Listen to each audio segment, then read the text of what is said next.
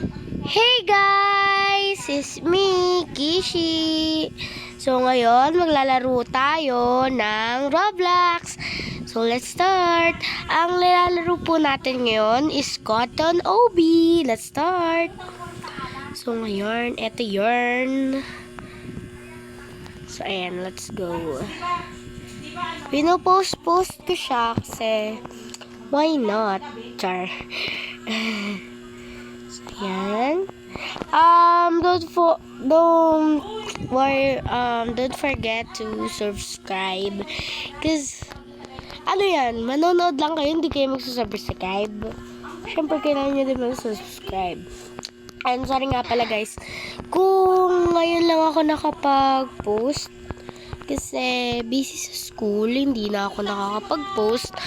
Pero naglalaro pa rin naman ako, pero off-cam kasi nga may ka-video call ako. So, ayun. Yun lang. Guys, hindi talaga ako nakakapag-post kasi nga busy. At saka may school, and then kung wala namang school, Sabado or Linggo, umaalis kami. Yun, ka-video call ko yung kaibigan ko. And yun, hindi na ako nakakapag-post. Kaya yun guys, sorry, ngayon na ako nakapag-post. Ginanahan lang ako ngayon, pero guys, Linggo na talaga ngayon.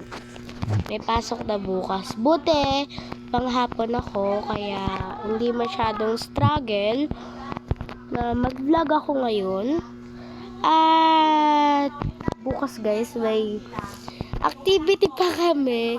Dapat kasi sa Friday pa yon. Kaso ngayon na ginawa kasi may sakit yung teacher namin. So ngayon lang namin gagawin. Ayun. Kaya ayan na ba? Bahala na si Batman. Char. Ang hirap naman. Yun. So, yun lang. Wala na akong masabi. Pero, parang magkukwento ko sa inyo ng fake story. So, let's start. So, ito ay sobrang nakakatawa. Love thrift story lang. Na hindi totoo. So, may dalawang magkaibigan. Tawagin natin, mag-best friend sila. Tawagin natin yung isa na si Mark. At yung isa naman ay si Angel. So, yung Angel at Mark na yun is matalik na kaibigan. Magkaibigan. Ano sila? Childhood friends.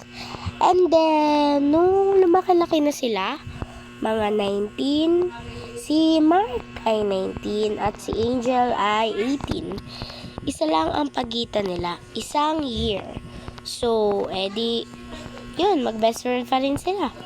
And then, isang araw, pumunta si Mark sa bahay ni na Angela or Angel. Si Angela or Angel. So, pupunta siya doon. At para tulungan si Angel or Angela na gumawa ng project.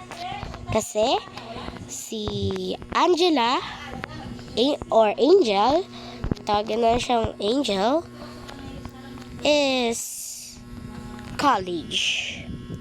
Mga third year college. So, si Mark ay fourth year college na. And napag-aralan na ni Mark yung subject na iyon. So, edi tinuruan niya at maya-maya ay may sinabi si Mark kay Angela or Angel. Angel na lang. Sabi niya na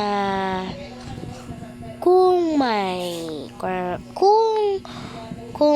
busy siya sa Sabado. Sabi naman ni Angel, Mark, hindi naman. Pero I think aalis kami. I think lang. Pero kung hindi kami umalis, pwede naman. Saan ba tayo pupunta? kita? Tanong ni Angel. Sabi ni Mark, mamamasyal lang sana ako. Papasama lang ako sa'yo kasi wala ako kasama. At malungkot lang kasi ako. Kasi nga wala akong kasama sa bahay. So, sabi ko, ha? Wala ba yung mami mo sa inyo? Sabi ni Mark, is wala, umalis si mami at daddy. Kasi pumunta silang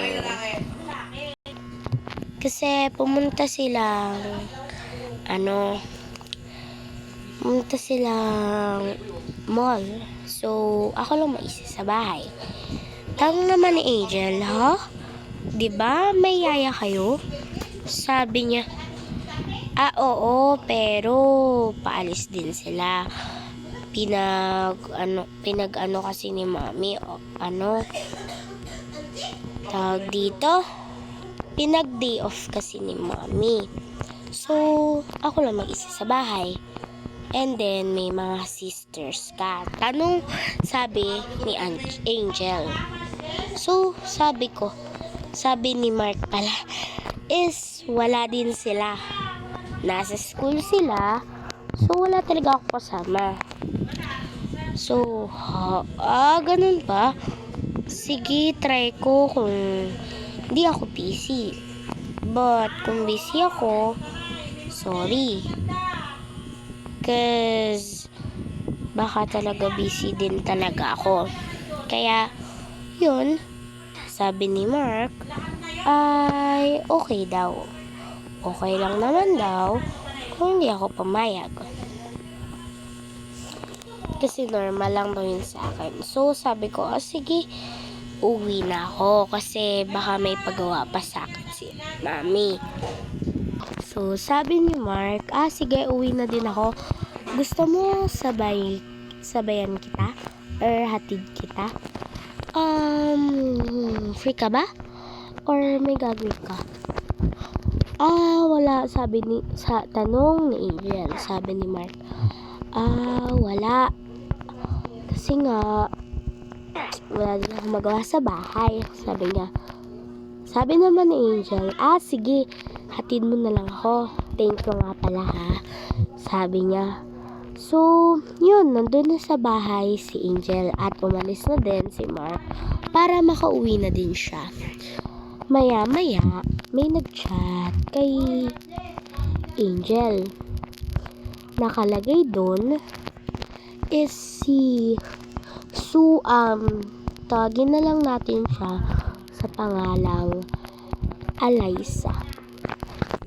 Si Alyssa nag-message kay Angel and sabi niya, kung pwede ba layuan mo si Mark. Sabi ko, ba't ko lalayuan si Mark? BFF ko siya. Sabi niya. Sabi naman ni Alyssa is boyfriend ko siya. So, wag mo siyang lalapitan. Tapos sabi ko, Tapos sabi ni Angel, Alam mo, wala naman kasi kaming ginagawa. And then, kung boyfriend mo siya, wala akong pake. Kasi, mag-best friend lang talaga kami since birth. Sabi niya, since birth? What? So, talagang may hindi sinasabi sa akin si Mark. Na sabi niya na hindi naman kayo mag-best friend or magkaano-ano. Na mali ang kwento sa'yo ni Mark. Sabi ni Angel. Sabi niya, ang kapal mo naman. Please, lumayo ka na lang sa kanya. Sabi naman ni Angel, bakit pa? Bakit ka ba parang nagsiselos? At sinabi ko kay Mark yon. Sinabi pala ni Angel kay Mark. Sabi ni Mark na sinong Alyssa? I know her, but hindi ko siya girlfriend. At single ako since birth. At may iniintay lang ako at hindi ako magpapaligaw. Sa iba, no, hindi talaga ako magkaka-GF. No way. Oh, sabi naman ni Angela, huh? Who's that girl? Kung hindi mo siya GF, why did they say na that in relationship kayo? Sabi naman ni Mark, baka naninira lang ng BFF or naninira lang ng ating best friend or baka kasi walang mapagtripan. So sabi ko, okay.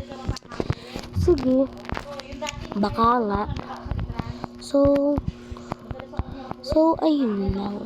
Tapos kinabukasan, Sabado na. May sinabi si Mark kay Angel at ang sabi niya,